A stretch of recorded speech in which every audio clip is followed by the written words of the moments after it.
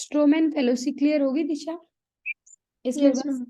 आपको एक ही बात याद रखनी है कि जहां पर आप जो भी आपसे एक्चुअल में पूछा गया है उसका आंसर ना देकर आप क्या करते हो, क्या करते हो, खुद से किसी क्वेश्चन प्रिपेयर और करके और उसको क्वेश्चन आंसर बनाते हैं देकर और ऐसे उसका प्रेजेंट कर आंसर देते हो देते हैं।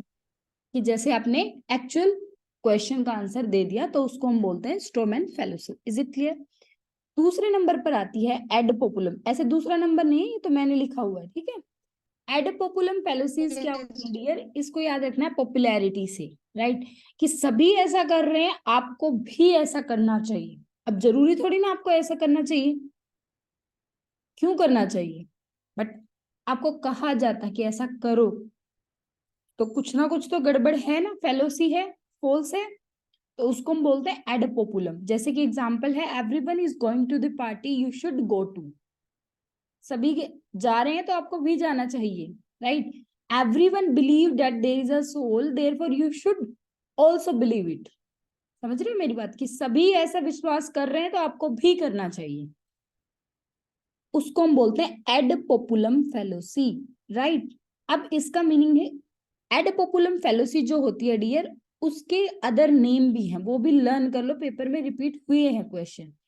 इसको हम बोलते हैं appeal to the people and appeal to popularity, public opinion और टू द मेजोरिटी, राइट। याद रखोगे? देखो कैसे याद करोगे दिशा, ध्यान से सुनो मेरी बात।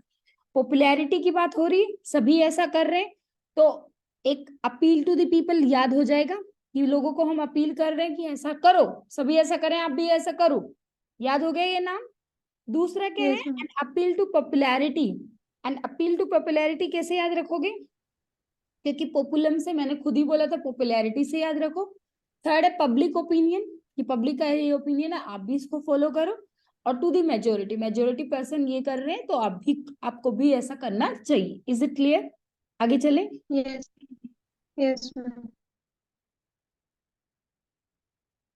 आगे आता है हमारा दिशा नेक्स्ट टॉपिक। नेक्स्ट टॉपिक नहीं है, नेक्स्ट फेलोसी है इक्विवोकेशन। आप इक्विवोकेशन को कैसे याद करोगे?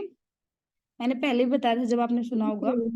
इक्विवोकेशन इक्वल। फेलोसी उस फेलोसी को बोलते हैं जब कोई भी आपके सामने स्टेटमेंट होती है, आप उसको इक्वेट करके देखते हो, इक्वल रख कर देखते हो, तो आपको शुरुआत में वो सही लगती है, बट बाद में जब आप उसके कंक्लूजन को भी, जैसे मैथमेटिक्स में होता है कि a is equal to B, B is equal to C, तो a is equal to C होगा ही होगा, राइट।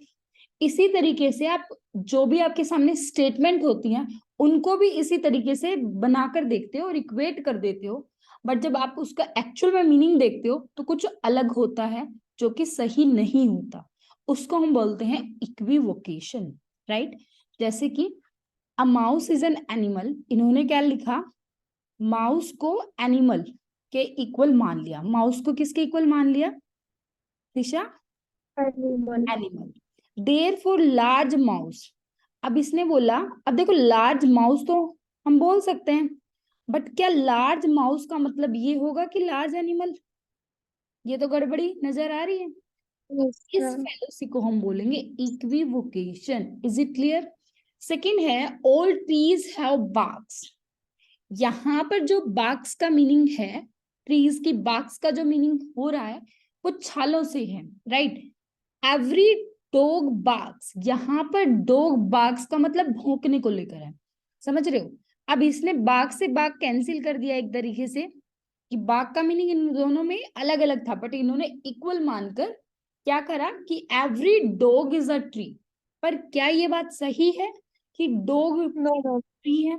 यहाँ पर आपको कोई फॉल्स स्टेटमेंट नजर आई तो उसको हम बोलते हैं equivocation fallacy, right. Yes ma'am. उसके बाद नेक्स्ट क्या लिखा हुआ dear? The fallacy of equivocation occurs when a key term or phrase. की टर्म का मीनिंग यहाँ पर for example all trees have barks में बार्क्स जो है वो की टर्म है, इंपॉर्टेंट टर्म है, right. The fallacy of equivocation occurs when a key term or phrase is an argument is use in an ambiguous way. Ambiguous मतलब मैंने पहले भी बताया था, कंफ्यूजन तरीके से। यहाँ पर कंफ्यूज कर दिया ट्री को, जो बार्क्स है ट्री के साथ कंपेयर किया तो हमने उसको छाले मान लिया। यहाँ पर डॉग के साथ बाग्स का मीनिंग हो गया भौंकना, तो एक एम्बिग्युअस मतलब एक कंफ्यूज तरीका हो गया, ठीक है जी। With one meaning in one portion, यहाँ पर उसका मीनिंग अलग था और दूसरा another meaning in another portion of an argument, और फिर जाके वो एक कंक्लूजन बनाते हैं और वो कंक्लूजन गलत होता है, उसको हम बोलते हैं equivocation fallacies. Is it clear? Yes, ma'am. आगे आता है Disha, slippery slope. Slippery slope fallacies कौन सी होती है? देखो, याद भी होगा अभी आपको, स्लीपर स्लोप में आपको याद रखना है, जैसे कि स्लीपर डाले हुए हैं नर्सेज ने और स्लोप से चल रही हैं और एकदम से वो गिर जाते हैं, और गिर जाने की वजह से एकदम से उनको चोटे वोटे आएंगी, तो एक तरीके से नेगेटिव सेंस है, समझ रहे हो?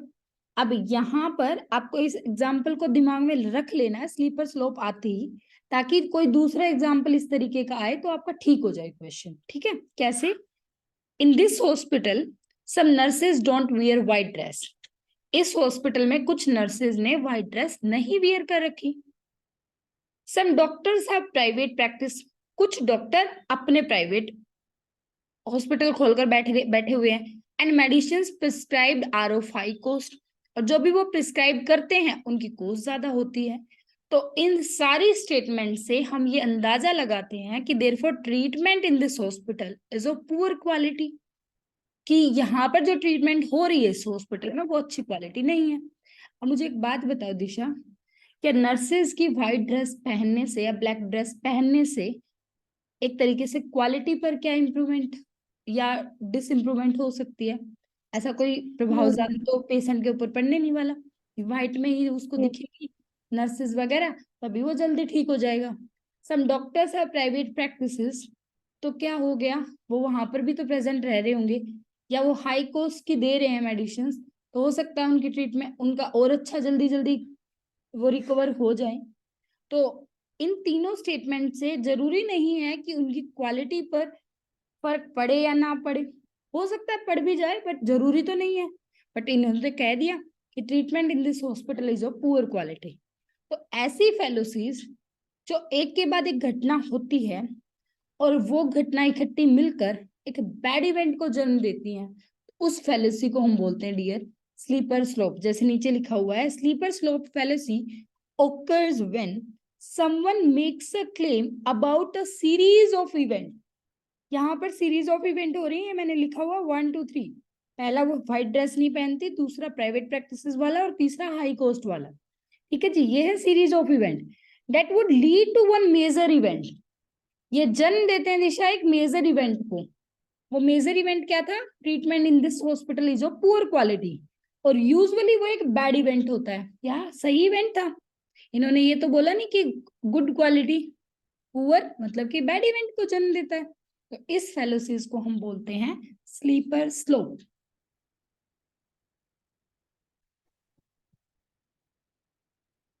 बताओ दिशा, यहां तक कोई भी प्रॉब्लम हो? No, ma'am. उसके बाद आता है डियर फेलोसी ऑफ कॉम्प्लेक्स क्वेश्चन। ये जो है फेलोसी अपने आप में बहुत इजी फेलोसी है। पहली बात तो ये कि एक ही फेलोसी ऐसी है डियर जिसके पीछे क्वेश्चन मार्क होगा। अगर क्वेश्चन मार्क हो जाए तो बिना सोचे भी आप आंसर कॉम्प्लेक्स क्वेश्चन लगा सकते हो। बात समझ में? ये तो शॉर्टकट हो गया। दूसरा, इस फेलोसी Yes. का मीनिंग क्या है? ये एक ऐसा क्वेश्चन है कि जिसका आप हाँ और ना दोनों में आप आंसर नहीं दे पाते हो।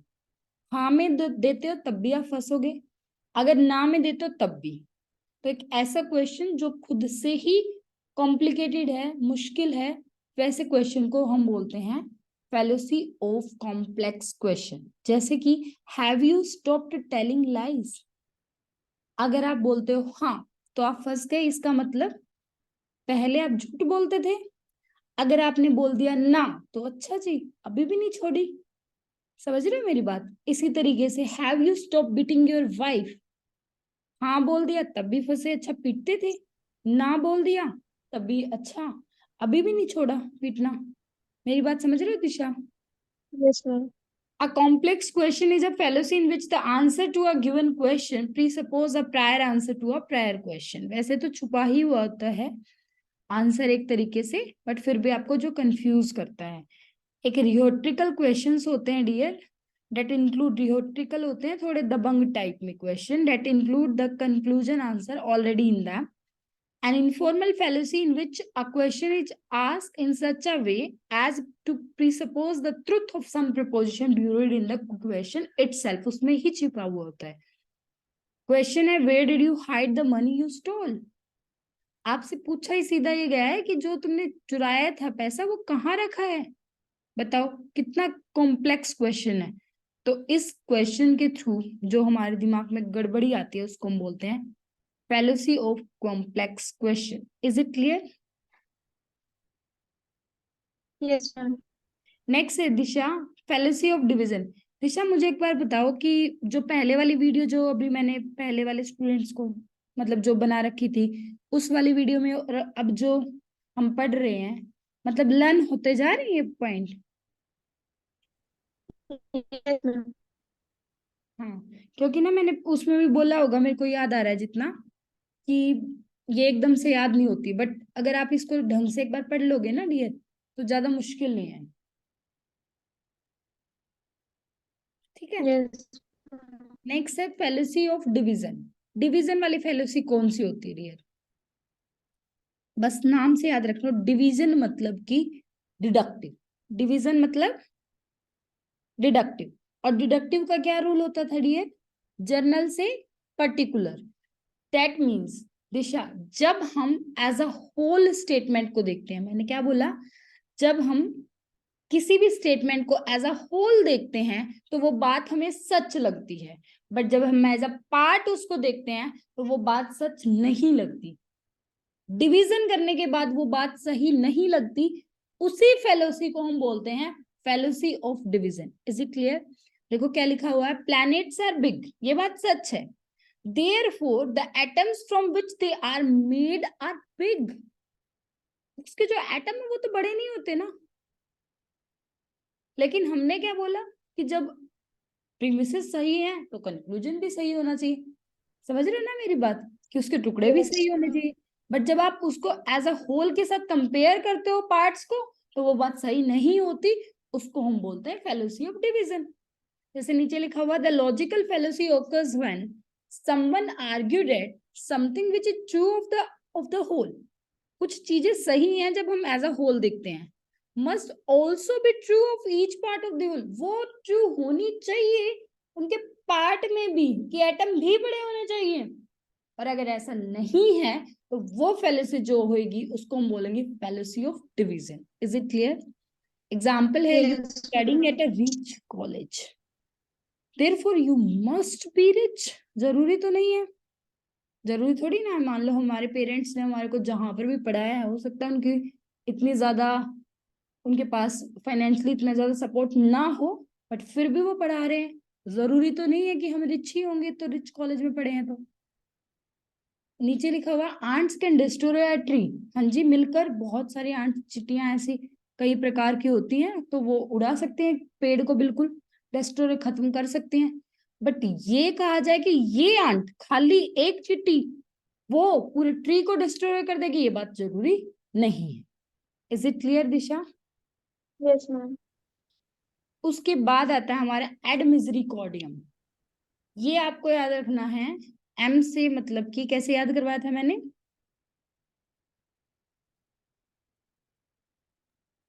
मिसरिकॉर्डियम. ये याद रखना आपने, मजाक उड़ाने से. कैसे वर्ड याद रखोगे? मजाक उड़ाने से. मतलब कि कोई आपकी सिचुएशन का मजाक बनाता है और उसकी वजह से जो गलती होती है उसको हम बोलते हैं फेलोसी ऑफ एड मिसरिकॉर्डियम. कैसे? Mister X is a penniless. Penniless का मतलब होता है डियर बहुत ज्यादा गरीब. हमें पता है कि मिस्टर एक्स, फील करो, हमें पता है कि मिस्टर एक्स जो है, हमारे सामने एक आदमी खड़ा है मिस्टर एक्स, वो बहुत ज्यादा गरीब है. Therefore he should be preferred for admission to college. भाई वो इतना गरीब है कि उसके खाने रोटी पहनना जो भी कपड़े पे इनका काम नहीं चल रहा. ठीक है, इतना ज्यादा गरीब है और उसको हम कह रहे हैं कि आपको एडमिशन लेना चाहिए कॉलेज में. दैट मीन्स हम उसकी सिचुएशन का क्या उड़ा रहे हैं डियर, मजाक। इसीलिए उसको हम बोलते हैं एड मिसरिकॉर्डियम। दिशा समझ रहे हो मेरी बात? Yes, ma'am. दूसरा देखो, mister X lives in a slum. Mister X slum area में रह रहा है एंड इज अनएम्प्लॉयड, और वो अनएम्प्लॉयड भी है। और हम उसको कह रहे हैं भाई मिस्टर एक्स सुन, आप डिजर्व करते हो कि आप मिनिस्टर बनोगे, आप मिनिस्टर बनने के लिए डिजर्व करते हो। तो फिर हम उसका मजाक बना रहे हैं, तो उसको हम बोलेंगे एड मिसरिकॉर्डियम। क्या लिखा हुआ है? It is a specific kind of appeal to emotion. ये एक अपील टू इमोशन से अलग से दिखाई दे रहा है, इमोशन से भरी हुई चीज का आप मजाक उड़ा रहे हो। In which someone try to win support for an argument or idea by exploiting his or her opponent feeling of pity or guilt। इसमें क्या लिखा हुआ है? In which someone try to win support for an argument or idea by exploiting। आप अपनी argument को win करना चाहते हो, उसको सपोर्ट लेना चाहते हो दूसरे इंसान की को एक्सप्लॉइट करके, उसकी अपोनेंट फीलिंग को, पिटी या गिल्टी वाली फीलिंग को, बेचारे को, उसको तो बिल्कुल ये कह के उसकी एक तरीके से उसका मजाक उड़ाकर आप अपनी बात को प्रूव करना चाहते हो, तो हम उसको बोलते हैं एड मिसरिकॉर्डियम। ठीक है जी, इसी को हम बोलते हैं also known as fallacy of relevance. ये वाली फैलेसी मैं कल कराऊंगी, उस वीडियो में भी नहीं होगी ये।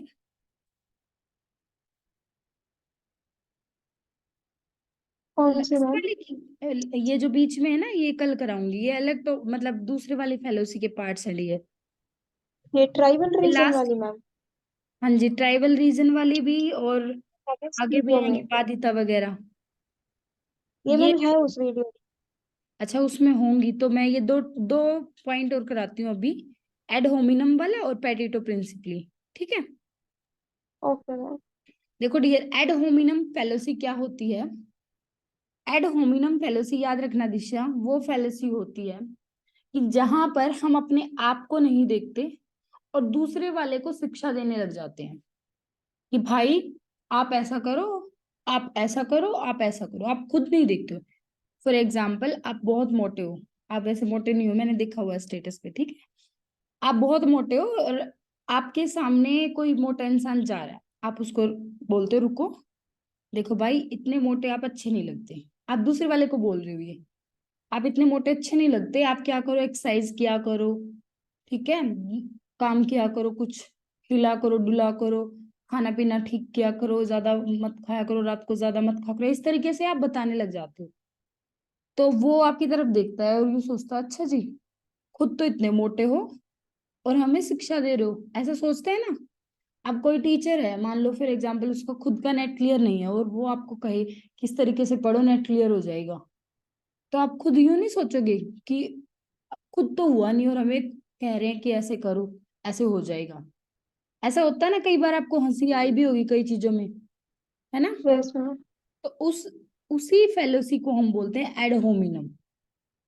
ठीक है, जैसे कि mister X is a wrong is what he said because he is undisciplined by nature. इसने बोला कि मिस्टर एक्स जो भी कुछ कह रहा है वो गलत ही कहेगा क्योंकि वो अनडिसिप्लिन्ड पर्सन है।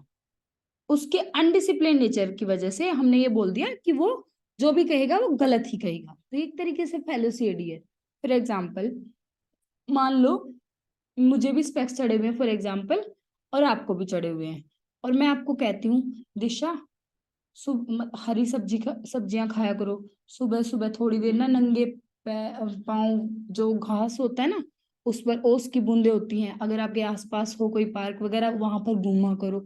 इस तरीके से मैं आपको बताती हूँ फॉर एग्जाम्पल। ठीक है, तो आप मेरी तरफ देखते हो कि खुद के स्पेक्स उतरवा लो ना पहले, मेरे उतरवाने के लिए कह रहे हो। अगर आप सोचो तो दिशा, जो बात मैं बता रही हूँ आपको वो आपके लिए फायदेमंद है ना? अगर आप फॉलो करते हो तो कहीं ना कहीं आपको हेल्प मिलेगी, मिलेगी ना? बट नहीं, यस मैम। आप उस बात की तरफ ध्यान ना देते हुए आप उस पर्सन की तरफ देखने लग जाते हो कि अच्छा जी आप हमें सिखाओगे, आपकी बात माने हम। उस फेलोसी को हम बोलते हैं एड होमिनम। जैसे कि इसमें उसने बात नहीं सुनी कि वो क्या कह रहा है मिस्टर एक्स, उसने कहा जो भी कहेगा भाई वो गलत ही कहेगा क्योंकि ये अनडिसिप्लिन नेचर है, तो उसको हम बोलते हैं एड होमिनम। उसके बाद देखो नीचे पॉइंट लिखा हुआ है, ध्यान से सुनो Disha. All murders are criminal but a thief isn't a murderer and so he can't be a criminal.